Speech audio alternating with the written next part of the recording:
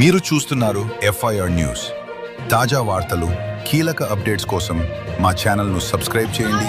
పాఠశాల అక్షరాలతోన లక్షల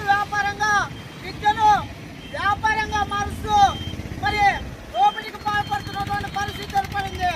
అయితే మరి మొన్న 2 రోజులు 3 రోజుల క్రితం కూడా టీచర్లతోన బక్రీద్ పండుగ రోజున కూడా టీచర్లతోన వర్క్ చేపించుకుంటున్నటువంటి పరిస్థితి ఏర్పడింది. అయ్యా, విద్యాశాఖ అధికారులు కేవలం సీటుకు మాత్రమే పరిమితమైనారా, లేకుంటే ప్రైవేట్ కార్పొరేట్ విద్యా సంస్థలకు వత్తాసు పలుకుతున్నారనేసి బిఎస్ఎఫ్ పీడిఎస్ఓ విద్యార్థి సంఘాలుగా అడుగుతా ఉన్నాం. నారాయణ పాఠశాలలోన అక్రమాలు వెలువెత్తుతూ ఉన్నాయి. విద్యను వ్యాపారంగా మారుస్తూ ఉంటే మరి విద్యాశాఖ అధికారులు ఏం చేస్తూ ఉన్నారనేసి మరి విద్యార్థి సంఘాలుగా ప్రశ్నిస్తూ ఉన్నాము.